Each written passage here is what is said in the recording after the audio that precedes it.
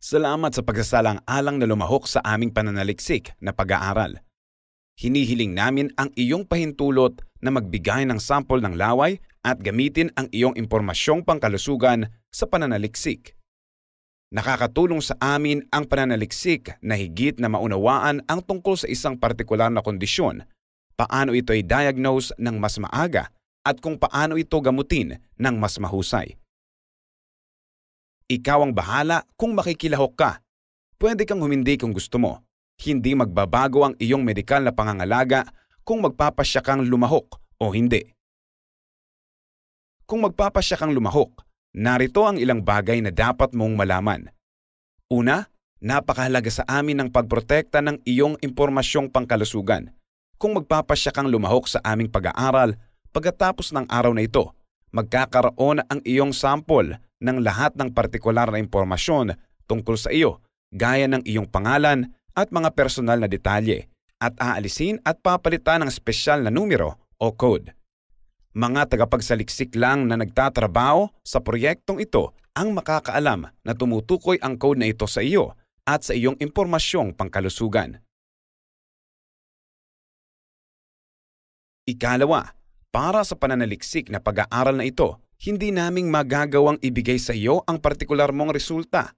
Kung gusto mong sumailalim sa genetic testing para sa iyong glaucoma, pwede ka naming i-refer sa isang center na pinakamalapit sa iyo. Ikatlo, malamang na hindi ka direktang makabenepisyo sa mga resulta ng pagsasaliksik, bagamat sana ay makatulong ang malalaman namin sa susunod na henerasyon ng mga tao. Ika-apat, walang karagdagang panganib sa iyo sa pamamagitan ng pagiging bahagi ng pananaliksik na ito.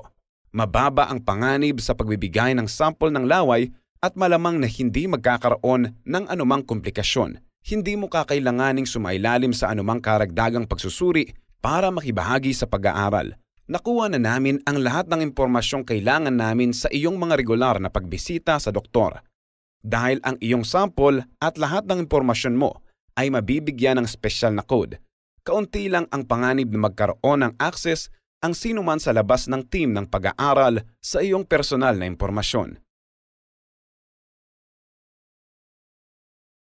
Ikalima, kung minsan nakikipag-ugnayan sa amin ang ibang tagapagsaliksik para makipagtulungan, magiging masaya ka ba kung ibabahagi namin ang iyong sample sa kanila?